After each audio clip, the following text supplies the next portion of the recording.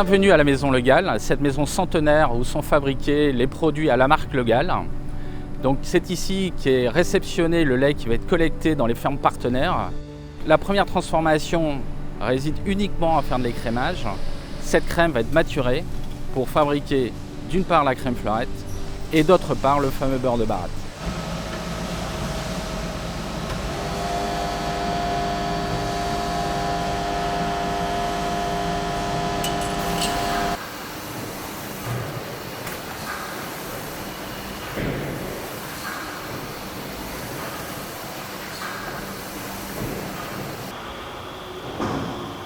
Faire du beurre de baratte, c'est de l'artisanat en fait. On travaille à partir de crèmes qui sont maturées, qui sont fabriquées par nos écrémeurs et en fait, chaque crème a sa petite vie et elle est différente.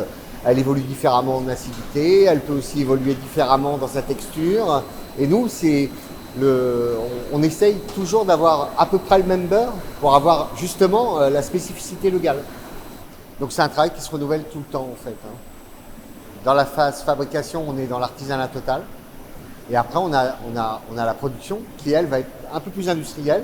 Mais en réalité, il passe beaucoup de temps à nous attendre parce que nous, on a des temps de fabrication qui ne correspondent pas du tout à une production, on va dire, industrielle. Donc, en fait, c'est une adaptation permanente. Mais en réalité, la priorité est donnée quand même à la fabrication du beurre et à la qualité du beurre. La qualité du lait vient de la vache. C'est suivant ce qu'elle a mangé, suivant comment elle a été traitée. Tout ça, ça joue. Et donc, le travail du paysan est très important.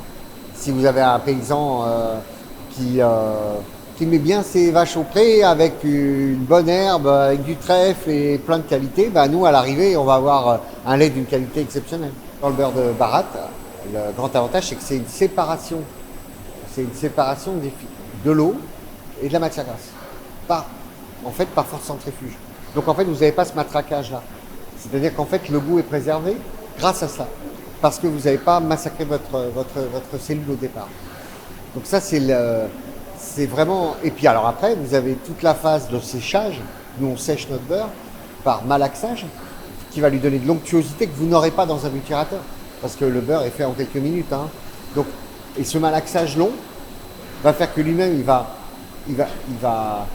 vous avez des vapeurs qui vont dedans et toutes ces vapeurs vont rester concentrées dans la baratte et vont rester dans le beurre.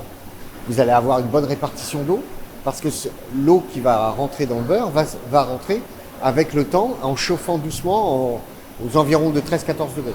Nous on baratte le beurre entre 10 et 12 degrés, mais après il faut attendre qu'il soit à 14 degrés pour qu'il commence à absorber l'eau.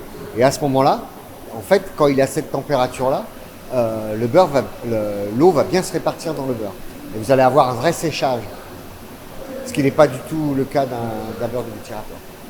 Et le beurre de baratte, c'est un beurre avec un goût vraiment, vraiment spécifiquement différent. Déjà parce que c'est pas fait en 10 minutes, la crème elle est maturée 24 heures. Et puis la fabrication, c'est quelque chose de long. On met 2 heures pour faire une baratte de beurre.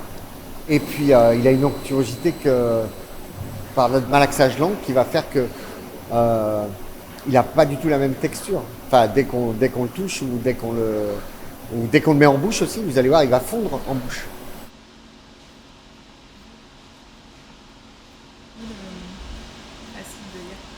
Oui, ok. Peut-être un peu tôt, mais... C'est un travail où la passion, c'est presque obligatoire au bout d'un moment donné. Parce que sinon, si vous n'êtes pas amoureux du produit, vous n'allez pas avoir envie de le faire évoluer. Et le beurre de baratte, d'autant plus que ça s'est rarifié, puisque maintenant tous les beurres sont faits autrement, et que c'est quelque chose que je crois qui devient rare, et tout ce qui est rare est précieux.